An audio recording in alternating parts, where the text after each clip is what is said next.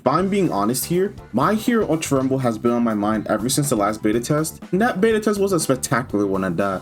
But what more can we expect for when the final game comes out? I honestly can't help but wonder what characters will be there for launch or for DLC, and how interesting will their quirks will be in this new My Hero Battle Royale take.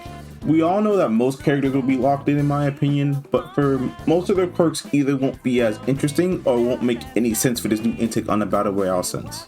So this won't be a video on who would make it in the game, but rather who can make it and has an interesting quirk that makes sense for a Battle Royale game like this one. First, we'll start off with Isawa, who is a support slash CC character. Honestly, who wouldn't see the teacher of Class 1A in the game by now? We have All Might, it makes sense to put the teacher of Class 1A. His quirks are pretty self-explanatory as well.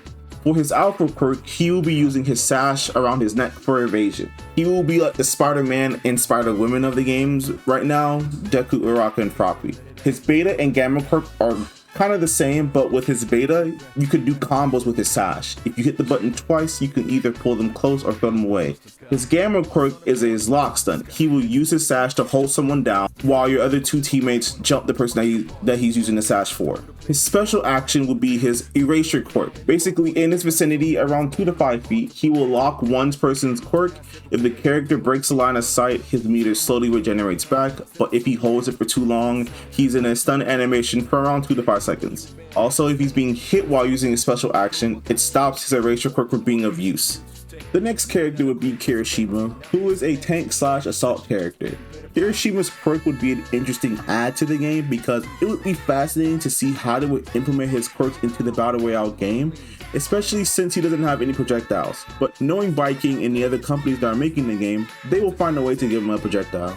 His alpha quirk will be his Red Rush from One Justice 2, and he will be one of the many possible characters that won't have projectiles. His beta quirk would be his Red Rodeo, where the grab is invulnerable, but everything else he does after that, he takes damage in. His gamma quirk will be his Red Gauntlet, which will be a mobility move. It will give him hardening for about 5 seconds. I have noticed from my time playing assault characters that most assault characters don't have any mobility to get themselves out of danger, and we don't want the Kendo mobility incident to happen again for future assault characters. So this should be a good mobility move for him to get out the way. His special action will be surprise, his hardening ability. It's really self-explanatory. Once he uses that and uses any of his 3 quirks, it gives him a 5 to 10% damage buff. Now, the third character I would kind of like to see in Ultra Rumble would be Momoyara Rozu.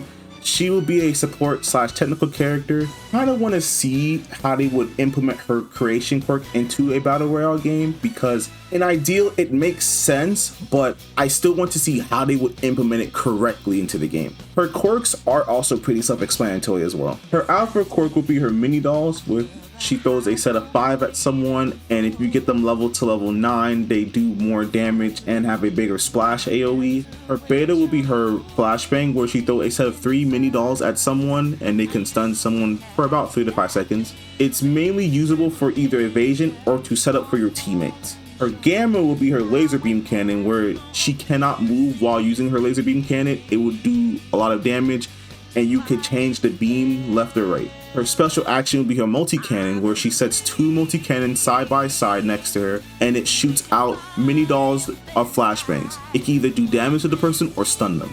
Now we can get to the nitty gritty. Mirio would be my personal favorite into Ultra Rumble. He is a speedster slash technical character. In terms of difficulty, he would be higher than Toga because of the unlimited potential that he can do if you guys either chose to sit down and learn his kit or sit down and try to master him.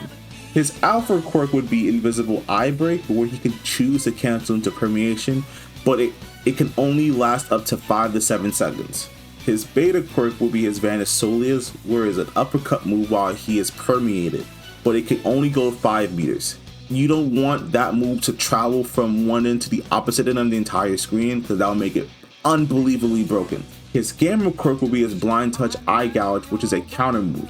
It can reflect both physical and projectile quirks, but with projectile quirks, he will have to be close so he can reflect that back at that person. And the cooldown goes lower once you level up his gamma skill. His special action will be his permeation. It can be used with however much permeation he has left in his meter, but his permeation comes back in 5 seconds and goes away in 5 seconds as well. Now, the best and most wanted character in the game in my opinion would be Hawks. he would be a speedster character and he would have the most favored mobility other than Toga because of his massive ass wings. In my opinion, people would either play Hawks as a scout to find out where the other teammates are, or they would play him as a defensive character because he has offensive capabilities to fight for himself if needed. His alpha will be his slicing wind and storm wings together turned into a projectile. If you press it normally, you will shoot out normally, but if you press and hold it, it will be controlled. It will be slower, but it will shoot in groups of 3 up to 8 times. When he is flying, however, they will shoot out automatically. His beta will be his dancing wings, where he slams someone onto the floor, drags them away, and kicks them away far. It would be perfect for like if you're fighting an Ida or Toga who has high mobility. So if you're either one of those mains, good luck.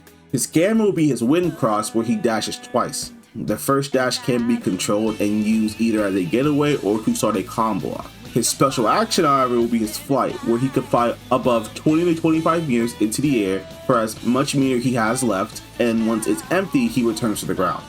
Now, before you guys jump me in the comments saying that you're wrong, this is a bad take on the video, this is my opinion on what characters will work in a battle royale aspect of the game, and Viking can add any character they want and make it work.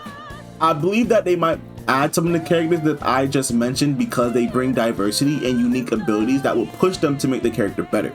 But what do you think? You tell me what characters you want in the comment section below, and while you're at it, drop a like and subscribe as well. If you guys want to see more videos like this, show me by leaving at least 10 likes on the video and I'll make a part 2 of this. I'll see you guys in the next video. Peace.